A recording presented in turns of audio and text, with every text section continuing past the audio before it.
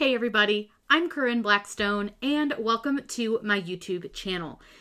If you are new here, be sure to hit that big red subscribe button down below. I would love to have you as part of my crafty family here on YouTube. Now this video is going to be a little bit of a design space for beginners, showing you some of my favorite tips and tricks and hacks for Cricut Design Space, but this is going to be a great way for you to get started, get used to learning Design Space and seeing all of the different elements in the program. Now I will link down below a playlist of a bunch of beginner videos for you if you want to get more in depth with any of these items. So without further ado, let's get started. Whatever we would do it just for fun. Today, I'm going to share with you some of my favorite tips, tricks, and hacks for Cricut Design Space for beginners. I think even if you're not a beginner, you're going to find some value in this video as well. So the first thing I'm going to do is just show you around a little bit on the front screen. It's going to make sure that you're logged in, so you'll see your name up here if you're logged in. You can also access all of your projects from the screen and change what machine you are using. You also have a new project button over here. Plus then you have these three dots here, which can take you to a new project, canvas, lots of different settings. I have tons of videos that show you all the settings and things, so we're not going to get into those today. But then they also have these quick little links up here. Mostly it's their sales stuff. And then down here, they're going to give you some featured images. Now, what I like to do is sometimes I'll just kind of scroll through the featured images and see if there's anything that I really, really like and maybe want to use later in the year or at another time. If I want to save it for later, all I have to do is click on this little bookmark right here where it says save, and it will be in my saved images so I can access it later if I want to use it for something else. Then you have my projects, which if you are just starting out, you're not going to have anything here. But once you have made them, you'll see all your recent projects and you can scroll through and it'll give you up to, I think, like 16 or something. So it gives you quite a few to look through, but if you're looking for something older, just click view all. Then we have their top video playlists. If you like Cricut's videos, you can check them out there. Then we've got their different, like they'll show you some of their creative ideas down here for different projects. I have noticed that a lot of them are the same when they do this. So you're seeing like the same mugs and all of that. They're not giving you a lot of variety here, but you can always scroll through their projects and see. Then we've got like different organizations and cards. So this is just kind of a place to get ideas and find some of the things that they suggest. So let's head over into the canvas. So what you can do is either click new project here where it says new project in this blank square, new project up at the top, or you can click the three little lines and just go to canvas. It's up to you and how you want to do this. So this is going to be your main design space screen. The first thing that I'm going to show you is how to use your grid lines, so how to make them appear and disappear.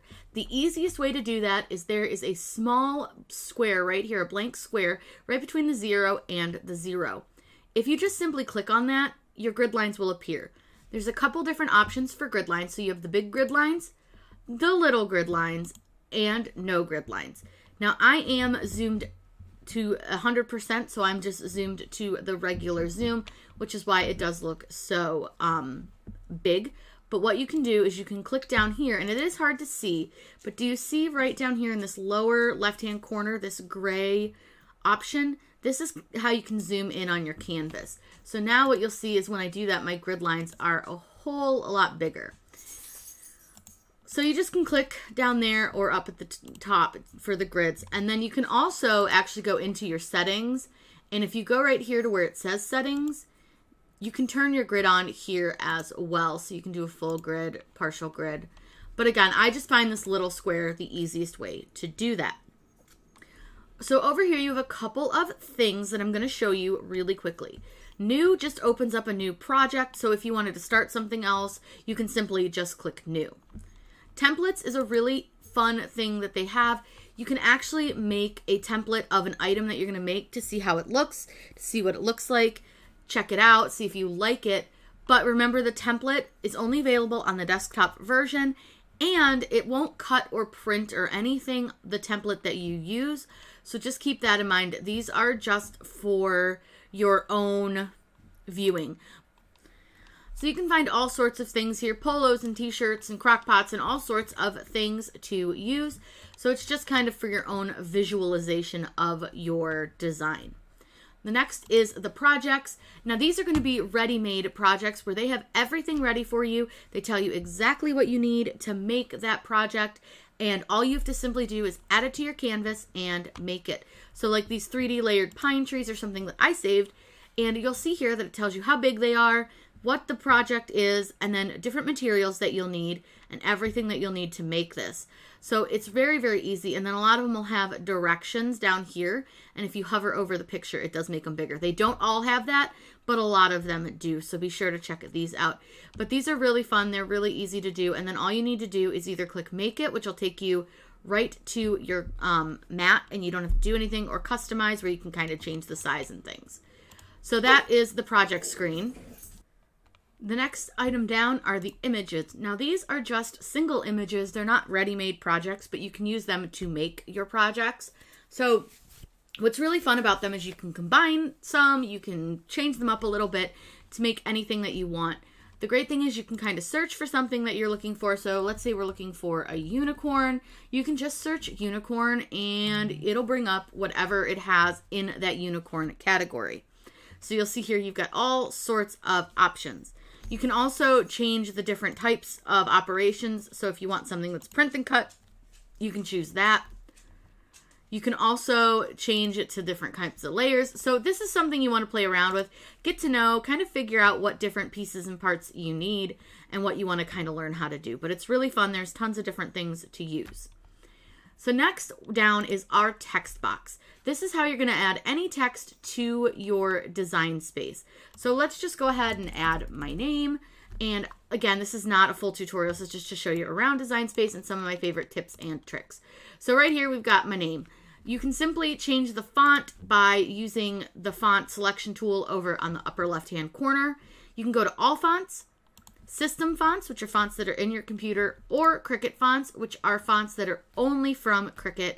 You can't find these anywhere except in the Cricut Design Space app. Next section down is shapes. Now they have added quite a few new shapes, but we have just the plain free shapes right here. And then we have more that are included if you have the Design Space All Access subscription. You can also click search for more shapes, and it just takes you over to your images, and you can find all the different shapes that they have. So there's a lot of options here with shapes. If you ever want to get back to your canvas and you're in your images, all you need to do is just up at the top, click the word canvas. The grid drives me crazy, so I usually don't have it on. I find it kind of annoying. But if I want to turn it on, like I said, you just click those little dot, that little square. The next thing that I want to show you that is one of my favorite tips and tricks is if you're making something and you know what color it is. So let's just choose a random image. I'll just pick something silly. Let's just get rid of the shape option and we'll just kind of find something. Now sometimes it will do this where it's not going to search and it's a little bit weird and it won't. See how it kind of is just sitting here not doing anything? If it does that, just go into projects, go back into images, and it'll usually bring them back up. So let's just say we're going to make this Christmas tree, and let's add that to the canvas. Now, because I have my settings set to my grid over here, I'm going to turn this off because it's driving me crazy. And I'll make this tree a little bit bigger just so we can see it. So let's say we want to put this black tree on a purple shirt. If you want to change the background of your design space, you can do that. Down here at the lower right-hand side here is the word blank canvas. If you click on that, up at the top, you will see right in the center, it says color. Click that color and you can change this to be whatever color you want it to be. Now let's say that this purple isn't quite the right purple. Click on advanced and you can actually adjust the color of the background to whatever purple you want it to be, or any other color by using the slide bar and the little dot. You can also use the hex code if you have it. So there's a lot that you can do with this. So if you want to change the background color, you have a million billion options. So if you can't find the right color, use the advanced. But that's one of my favorite little tips because then you can get a better idea of what it's going to look like. So let's make the tree green. That's pretty ugly, but it'll give you an idea of what that design is going to look like on the color that you're going to put it on. So let's go back into our images and let's just find something that has some words on it so that I can show you a quick little trick. Let's just use this Merry Christmas. Add it to the canvas. So we are going to make this Christmas tree and let's make this Merry Christmas. But we're going to be using HTV, so I want to make sure that I mirror my design. There are two ways that you can do that. One is after you hit Make It. So let's go ahead and click Make It, and I will show you guys where the little mirror option is. This is really important that you know where this is, but I'm going to show you a way that I like to do it better. So if you are using words with HTV, you want to make sure that you mirror it by using this button right under the material size, and you just turn it on. It's going to flip your design, and that way it will cut it in a mirrored position. However, that is not how I like to do it, because I do find sometimes, even if you turn mirror on, Cricut Design Space doesn't always mirror your image when it actually cuts it. So what I like to do is personally flip it myself. That way I don't have to worry about mirroring it. So all you'll need to do is use this little flip option right here at the very, very top of your screen. If you click flip, you can flip it horizontal and it mirrors it for you. That way, Cricut Design Space isn't going to mess it up and cut it the wrong direction. This is one of my favorite little tips and tricks, and it has saved me so many mistakes. Usually after I hit Make It, I tend to just forget to mirror it anyways, so I find that mirroring it here really kind of, while it's still in my head that I need to cut this backwards because I'm using HTV, is really, really helpful. And you can always flip it back the way you had it. Another great feature that they have added to Cricut Design Space is the offset feature. So I'm just going to go ahead and type my name, and I'll show you how to do this with text and then just a shape. So all you'll need to do is up here at the top, and again, this is only available on the desktop version, is click this offset button, and you'll see that it adds this outline to your text. Now you can change how large this is just by using the slider bar, or you can physically change the number up here at the top if you want to. It's really up to you and how you want to size it. But you play around with it and see what size you want your offset to be. So you can just kind of play around with it and figure out what works best for you. So once you're happy with your offset and what you want, you just click apply. Simple as that. Now you have an offset. I do have other videos that go way more in depth into the offset, but I just wanted to show you some of the options. So again, you can do this with images or with text, so it's a lot of options. So I'll just show you really quick on an image. It's just exactly the same thing. Just click offset, choose whatever size you want it to be, and click apply. One more thing I want to show you is the upload button. Now this is how you can upload any image that you want from Google or from an SVG, from any of the SVG websites, things like that. And all you simply have to do is just click upload image, browse, and find the design that you want. So I'm just going to choose like a random one. I don't know what this is. And then we're just going to click upload. Simple as that with an SVG. Now again, there's a lot of other things that you can do, but this is just like a really quick, like, here's an intro to what these do. And I have much more in-depth videos, so be sure to check them out. There's a lot of things in Cricut Design Space that we didn't go over, but I have lots of videos to show you how to use Design Space, lots of beginner stuff. I'll link some of my favorite beginner videos down in the video's description. I also have an entire playlist, which I will link up above for you guys so that you can check out all of the videos that I think are really great for a beginner to start with. I want to welcome you guys to the Cricut family, or welcome you back if you have been here before. Again, I am Corinne Blackstone. I'm so excited to have you here on my YouTube channel. Be sure to hit that subscribe button because I would love to have you as part of my crafty family here. And it would mean the world to me. I cannot wait to teach you guys all about your Cricut and how to craft with it. I hope that you will learn all the fun things that you can do. If you've been here before, I hope you learned a new little trick today. I have all sorts of tips, tricks, and hacks on all of my social media channels, which you can find listed on the screen right now for you. Be sure to check those out as well. I hope you guys learned something new, had a fun time, and as always, happy crafting!